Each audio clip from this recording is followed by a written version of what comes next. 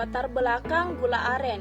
Gula aren adalah hasil olahan nira yang berbentuk padat dan berwarna coklat kemerahan sampai dengan coklat tua. Nira yang digunakan biasanya berasal dari tanaman kelapa, aren atau lontar, siwalan, tebu, dan kelapa sawit atau jenis palma lainnya yang berbentuk cetak atau serbuk.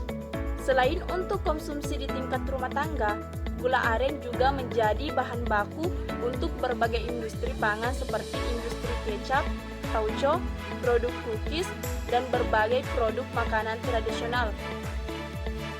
Kabupaten Bone menyimpan banyak potensi sumber daya alam serta keanekaragaman hayati yang sangat potensial dalam mengembangkan industri pertanian. Salah satu potensi yang dapat diolah adalah tanaman pohon aren atau enau yang dapat diolah menjadi gula aren. Tanaman pohon aren atau enau memiliki potensi ekonomi yang tinggi karena hampir semua bagiannya dapat memberikan keuntungan finansial. Sebagaimana diketahui bahwa salah satu kebutuhan pokok masyarakat yang seringkali menjadi polemik adalah komoditas gula aren. Persoalan mendasar yang dihadapi adalah adanya kesenjangan antara tingkat produksi di dalam negeri dengan kebutuhan konsumsi gula oleh masyarakat. Tujuan dan metode produksi gula aren, yang dimana kalau kita berbicara tentang tujuan dari produksi gula aren ini atau tujuan dari proyek ini adalah untuk mengembangkan gula aren sebagai produk unggulan di Kabupaten Bone. Proyek ini akan dilakukan dengan menerapkan konsep-konsep dasar manajemen manajerial, termasuk analisis peramalan permintaan, analisis produksi dan biaya, struktur pasar, penetapan harga, risiko dan ketidakpastian, serta penganggaran modal.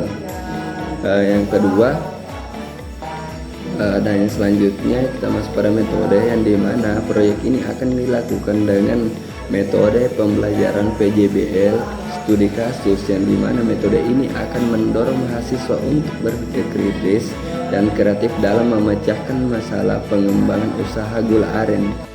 Baik, kali ini kita akan membahas tentang hasil proyek, yang dimana yang pertama yaitu analisis peramalan permintaan. Analisis peramalan permintaan terbagi menjadi dua, yaitu selera. Di zaman sekarang, kebanyakan masyarakat mengkonsumsi gula aren yang digunakan sebagai pemanis alami yang dicampurkan ke dalam makanan maupun minuman. Karena selain rasanya yang manis, juga memiliki gizi yang tinggi.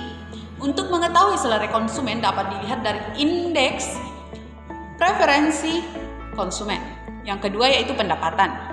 Pendapatan juga mempengaruhi permintaan, karena semakin tinggi pendapatan seseorang maka akan mudah untuk memenuhi kebutuhan atau keinginannya. Yang kedua yaitu analisis produk dan biaya.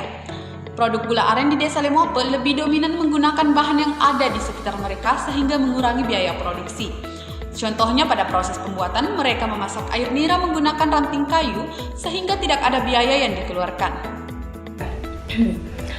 Struktur pasar gula aren bisa dipasarkan di mana saja, bisa juga di luar Kabupaten Bone, bahkan di luar negeri, bisa juga di berbagai kalangan. Penempatan harga yang sering ditawarkan yaitu mulai dari harga 8.000 sampai 15.000 tergantung dari besar dan kualitas gula aren tersebut. Yang kelima, risiko dan ketidakpastian.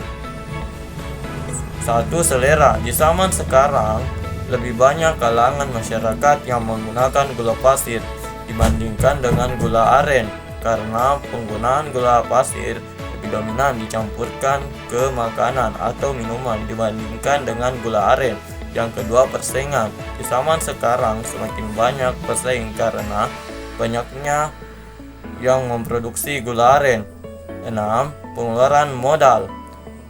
Penganggaran modal usaha gula aren, misalnya pengeluaran hanya 5.000, produksi satu kali panen bisa saja mendapatkan 500.000 karena jangka panjang. Pohon aren tidak berbuah satu kali saja, jadi pengeluaran awal gula aren 5%, berarti produksi gula aren menghasilkan 95% karena ini jangka panjang.